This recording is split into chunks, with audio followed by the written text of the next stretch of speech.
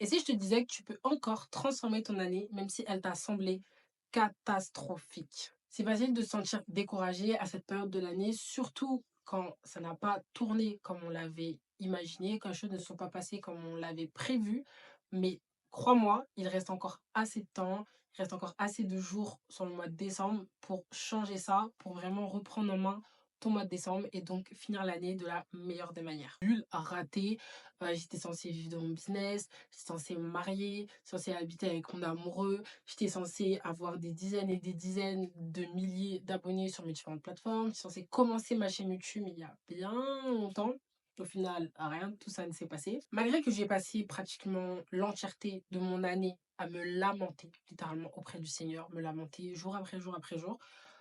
Aujourd'hui, quand je regarde mon année avec le point de vue que j'ai actuellement, je me dis que cette année, elle a été excellente, mais excellente. J'ai tellement grandi, tellement appris. Certes, rien de tout ce que j'avais prévu ne s'est passé comme je l'avais prévu, mais au final, ça fait partie du jeu. Plus vite tu accepteras, mieux tu vivras. Jusqu'au jour où j'ai décidé de changer ma perception de ces imprévus et en fait de juste me dire que, ok, moi, c'est peut-être des imprévus pour moi, je ne les avais pas prévus, mais le Seigneur, lui, les avait prévus.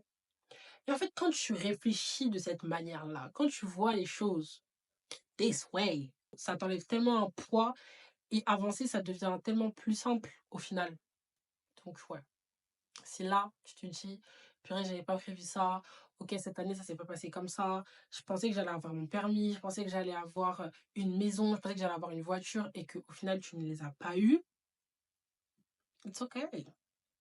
It's okay. La société moderne, la société d'aujourd'hui, elle nous impose des normes de réussite très élevées. Je trouve qu'elles sont quand même assez élevées.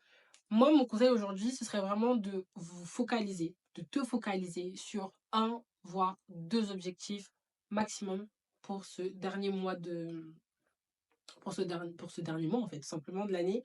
Que ça soit un bien-être émotionnel, que ça soit le fait de se concentrer sur l'acquisition de une compétence en particulier, par exemple, se remettre au sport, par exemple, le fait de reprendre les gratitudes le matin ou marcher le matin.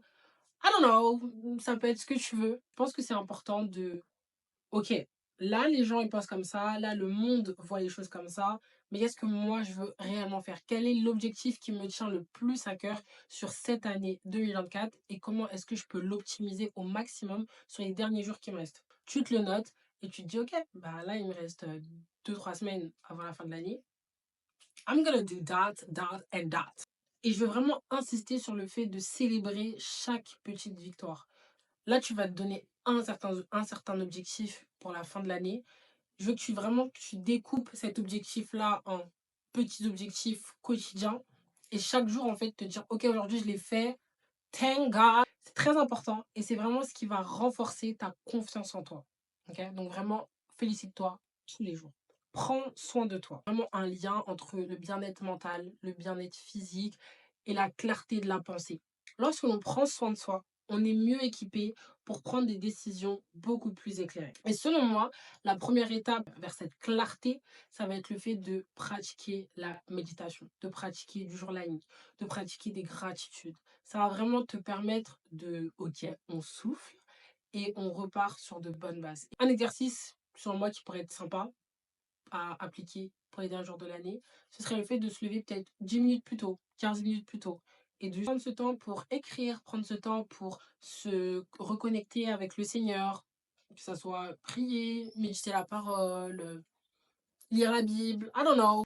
L'écriture de tes objectifs ne doit vraiment pas être vue comme un exercice stressant, comme quelque chose de dur, d'oppressant, mais plutôt au contraire, vois-le vraiment comme quelque chose qui va te permettre de visualiser ce que tu veux voir arriver sur ton année 2025. Ne le vois pas comme un engagement rigide, mais plutôt comme un guide flexible qui va pouvoir t'accompagner, mais surtout s'adapter aux différents changements qui peuvent arriver sur ton année 2025. Ce que je te conseille, ce que je te propose, ce serait en deux étapes. Premièrement, toi toute seule, tu te prends un petit thé, un petit café, un petit chocolat chaud, un carnet, et puis tu notes tout ce que tu veux voir arriver sur ton année 2025. Comme on a dit, c'est sans pression, tranquille.